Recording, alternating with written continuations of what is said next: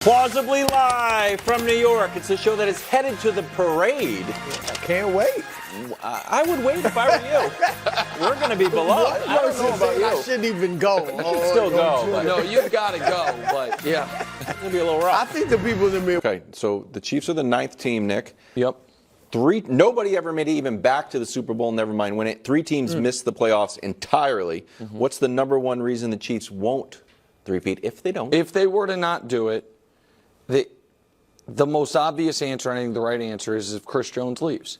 And I'm not arguing they can't do it without him. I am arguing they wouldn't have 3 Super Bowls without him. That's true. That Chris Jones, you can go through each and every playoff run. And it was weird because up until last year, he had never had a playoff sack, but still had his fingerprints all over these postseason runs. The first Super Bowl against the Niners, Jimmy Garoppolo went in the fourth quarter, had 3 passes tipped or knocked down. Chris Jones. You know what I mean? When the Chiefs were trying to come back. Last year, AFC title game, Burrow has the ball, tie game, minute left, and it looks like he's going to drive the field. Chris Jones gets the sack. And in this playoff run, obviously, the push of Deion Dawkins into Josh Allen when he had someone open right before the Tyler Bass miss. And I thought he wreaked havoc in the game this weekend. So if Chris Jones leaves, that is a big hole to fill. Huge. They could also lose Snead, who, as great as McDuffie was in the playoffs and everything, and Snead was the best corner in the league this year. But they have drafted so well at that spot, and they're so deep at that spot, that I think they could overcome that more easily than Chris. It wouldn't be a death blow, either one of them, but that would be the most obvious. What I don't think is going to happen, Brew, is about someone else overtaking them. If they don't win, it's not going to be because, the Chargers under Harbaugh finally, you know what I mean? Now, they could be good and could be better, but because of the path they had this year, even if the Chargers were to win the division and the Chiefs were to have to be on the road the whole way, would anybody feel comfortable picking against them on the road in round 1 or 2 or 3? And so I don't think it's going to be that Baltimore is going to be better. They just lost their defensive coordinator, and they had the best possible year you could imagine from their defense. I don't know if Cincinnati is going to have T. Higgins back and their offensive coordinator's gone, and you have the Burrow injury risk. So it would be about the randomness of a football game or a Hall of Famer, because Chris Jones, now a Hall of Famer, leaves, and they were unable to replace him. And I will say this. It'll be interesting to see where Jones goes. If I'm him, look, I'm trying to get paid. He's got his 2 Super Bowls. Like you said, 3. He's got three Super Bowls. He's a Hall of Famer. And so now it's like, let me get the most money I can. It's not like for his position, you count the rings like you do for a quarterback. Sure. That's why even Tyreek, I'm sure he misses being in these moments, but at the same time, he got this huge payday. So I don't know what he feels as far as should I have left or not. So I think now if I'm Jones, I'd give a little bit of a discount. So that was going to be my If question. it's only a little bit, sure, a couple million less, sure. But if it's a big difference, he's probably gone. And Snead, of course, too.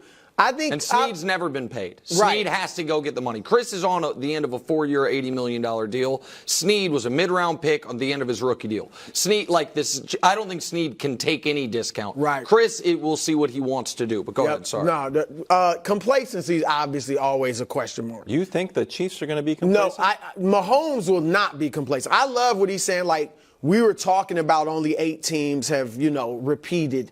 And, they're aware. Clearly, he is aware, and I think Kelsey and the leadership is aware of the history, and they're not afraid of it. In fact, Mahomes is chasing the history, which I think is great. But some of the other players possibly could get a little bit complacent. That's always a challenge when you've, won a couple championships. But I'll say this, Nick. Look, as much as the receivers stepped up, and I know Hardman's a free agent. Yep. And they might not have Ricky MVS James, I think, MVS, Ricky James, I think, is a free agent. So they're going to have some new receivers. I want them to go get, if they can, a top-flight receiver. Because I still think that could be an issue as well. Obviously, Mahomes has overcome it now, really 2 years, pretty much. So it's not something it's not insurmountable, but I still would like them to go. Rashid is obviously good. I'm not totally convinced he's a number one. I like more of a deep threat for a number one, so I think that's something they need to look at. Before you go, Wildes, can I ask you a question on that exact note? Because I do think Rasheed's a number one, but he's not a take the top off the defense type of guy. He's more of a yards after catch guy. If Brett Veach had to make the choice this offseason, I can sign T. Higgins and lose Chris Jones. No. Or I can bring back Chris Jones and do what, and not bring in, for not just not bring in T. Higgins, but not bring in any high-priced receiver. Like, so to me, I would definitively, I apologize. Several guys. days. Oh my God. No, it was my phone. It was everything. I apologize. I would, without question, bring back Chris Jones. I agree. So you're because they've shown 2 years in a row now. And it's just such a hard position to develop if you're not drafting blue chippers at the top of the draft, like those standout D linemen. And those guys will probably get better. Yes. Some of the other receivers. Two things. One, I think you target a wide receiver in the draft. I mean, obviously Puka is like a, and it's a good, such a superstar. But I think Mahomes can take a level, let's say, 8 guy and turn him into 10 guy. Take a 6 guy, turn him into an 8 guy. Here's the other thing, and it's not the sexiest reason, but it's actually the reason. Andy Reid, after the game, talking about winning again. Got to have a good offseason, then a good training camp, then the ball shaped kind of funny. It's got to bounce for you in the right direction. It's a lot of luck. It's not a great analysis, but it's a lot of luck. Like, when did the Super Bowl turn? You're going to say the punt. The punt. And it wasn't even a bad play. It's just a random play, and all of a sudden, Mahomes gets the ball, Mahomes touchdown, and that almost like flipped the switch for him. I know we're going to talk about Brady in a second. There's so many instances of just lady luck falling in your favor, and then sometimes, football gods, it's got to go the other way. And I also agree, the harder you work, the luckier you get. I buy all that. They'll always be in position. But one of these lucky breaks is going to have to bounce the wrong way. It's not going to be the Chiefs' fault. Yeah, no, luck is necessary, but Mahomes is also that good. Like, he is levels above everybody else. So can I do a quick history thing here? Yeah. The teams who had a chance and why they didn't, because I think it's instructive. All right, so the Packers, Vince Lombardi retired. Then, by the way, they had run a bunch. They did a 3. They did, but it was just back-to-back Super Bowls. Right, and then the championship the year before exactly. that. But so Miami went to 3 straight, but they lost on the front end. So they had won back-to-back. What happened to them the next year? The famous sea of hands play, 28-26 into the game. So that's kind of what you're talking about. They were good enough, and they lost an epic game everyone remembers. Pittsburgh had 2 shots at it, right? The steel curtain. The first time, they lost to a Raiders team that was neck and neck with them the whole era. There was a 7-year run in NFL history where the Steelers and the Raiders won 6 of the 8 titles. So it's like, hey, we had a team that was basically almost as good as us. It was finally their turn. And in 1980, and this is the one none of us mentioned, you just hold your breath against, 1980, that Steelers team was ravaged by injuries. And so it just wasn't the same. Okay, so go to more modern day. The Niners, 88, 89. They had a chance in 90. They fumble with 2 minutes left against the Giants in the conference championship game, lose on a field goal at the end, 15-13. The Cowboys, it was similar to what I was saying about the Steelers-Raiders. The Niners were right there, played them every year in the playoffs. The Niners finally got their turn. And then the Broncos, Elway retired. You don't have to worry about that. And the Patriots, in 05, just actually weren't that good. They only won 10 games. They got blown out, so they're kind of the outlier. I think I know we're talking Brady. He turned the ball over, I think, 5 times. But that Patriots team was not a great team. No, they were 10 that was wins. kind of just a Brady. And so the point that I'm making is, the one that, if you're right now yelling at your screen at the team as a fan of a team that has not been mentioned, it's Bills fans saying, we are the Raiders of the 70s. We are the Niners of the 90s. We are the team that you keep beating in the playoffs that one day will get our own. Yeah. You know what I mean? I am more of the belief that the Chiefs are closer to the Dolphins of the 70s that could have won 3 straight on the front end or back end, and you just hope the sea of hands play doesn't go against you. So those are the teams that have come closest, and usually, Wildes, they're barring a retirement of a coach or a quarterback, they're right there. It's not like there's a lot of teams. It's like, always they fell off mix. entirely. That's the best part of it. All right, well, Tom Brady went back-to-back for Super Bowls 2 and 3, then went 9 years before winning Super Bowl 4. So, Nick, do you think I'll start with you, bro. Do you think there's any chance that the Chiefs fall into a similar Super Bowl drought? Honestly, I don't. I cannot fathom Patrick Mahomes going 10 years and winning, without winning a Super Bowl. Well, Brady did.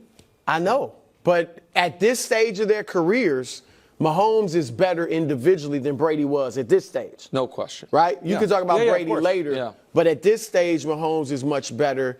And Mahomes is like LeBron. Like LeBron, he's 39. And we are still like talking about, and I think he's still feeling, I got to get more rings because he's chasing. Whether you think he's past Jordan or not, he's chasing Jordan 6. All right, Jordan at 38, 39, nobody was even thinking about, he's got to get more rings because he had passed the guys he was looking at, Magic and Bird. Steph even. Is anybody really focused on, like, Steph's got to get a new ring? Yeah, we might like to see him. Right, we might like to see him compete with a team like that, but he's not have that guy in front of him that he's chasing. And so Mahomes is very aware, and he's open about he's chasing Brady. So I think that will keep this team on edge and him on edge. And I just think he's too good also to even that's unfathomable. It will be one of the biggest shocks in modern sports history if they don't win another Super Bowl in 10 years. You think Kelsey's going to play for another 10 years? No, but I've never seen him without Kelsey. But I'm not saying it's impossible, but the secret to the Patriots dynasty Kelsey is that big. There's no doubt. Okay, but you're right. Kelsey and Mahomes and Reed are the common denominators, and I don't think Reed's going to coach for 10 more years, but he's obviously going to coach for a few more years.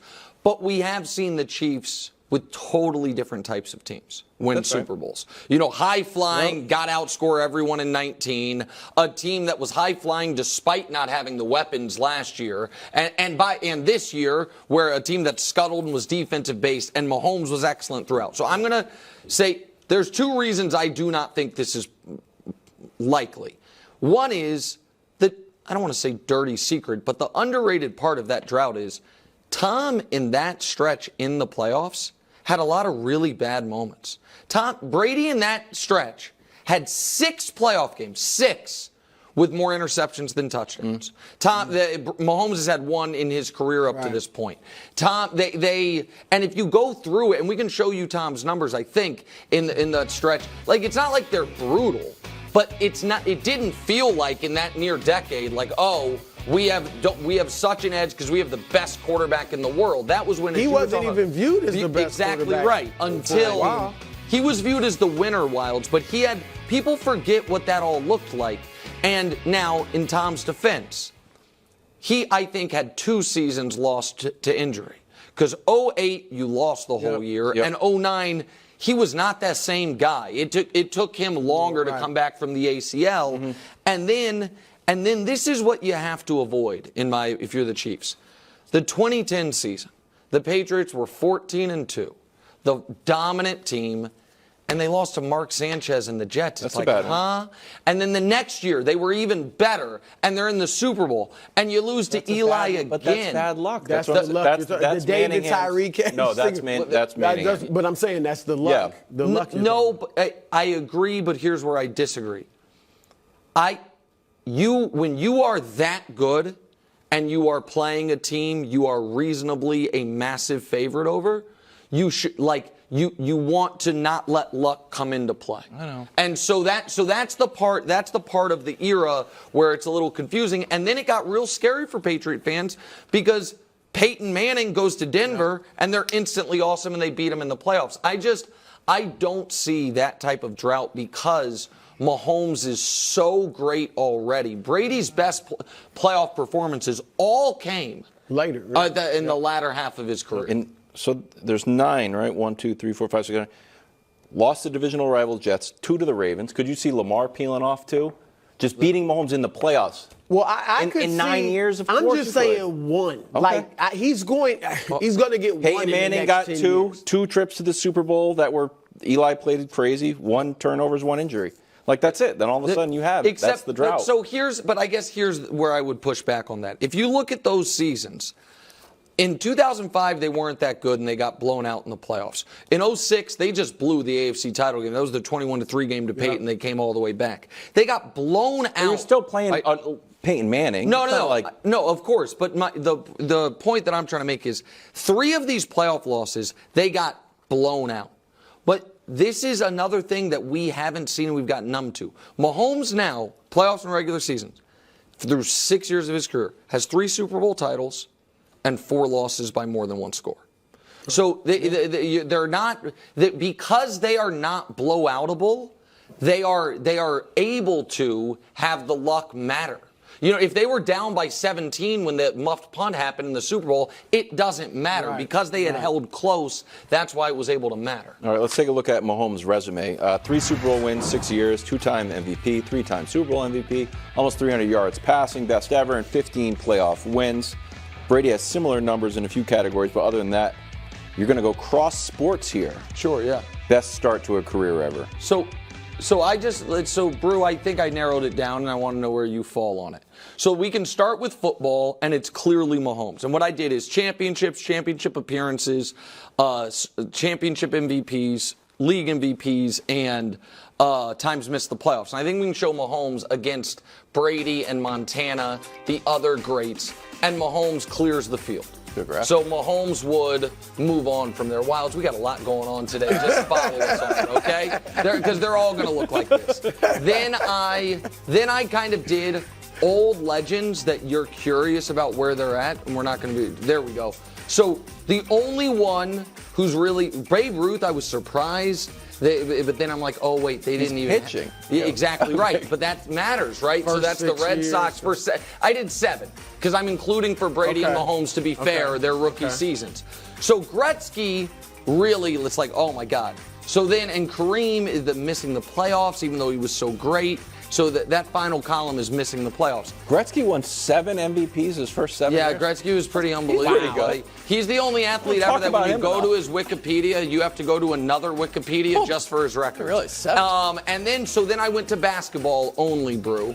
And you have, so the people that are going to stand out are Bird and Russell. And so this is what I came up with for the greatest starts to a career ever, if we can show the last one. And it's not quite Patrick. If we're being honest, as much as I would love it to be, Russell and Gretzky are going to be pretty damn hard to clear ever for anybody.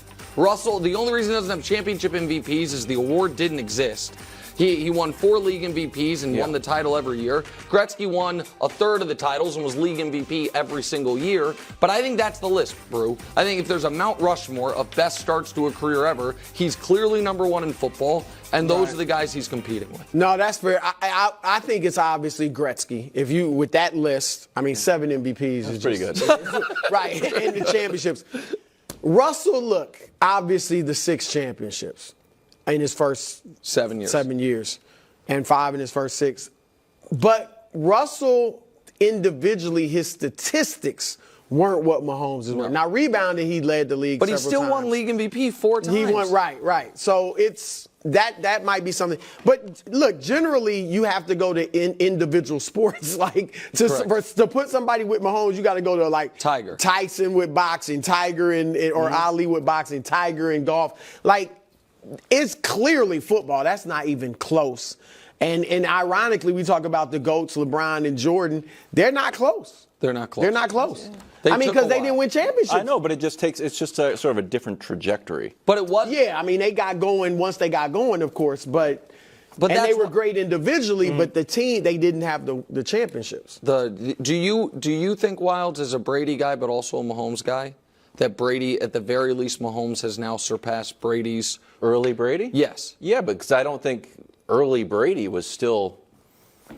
It's almost like he needs a different name. He was still pick 199 Brady at that point. Right. I don't think he hits peak He was Brady until until his perfect season. Until he got Randy Moss. Then he sort of just emerged into a legend. Everybody realized how great he was because he hadn't had great receivers to that point. Then you give him one, it's like, oh my God. 7 years when the Chiefs trade for Marvin Harrison Jr. Thanks for watching. Subscribe here to get more from the show and to check out clips from other shows on FS1.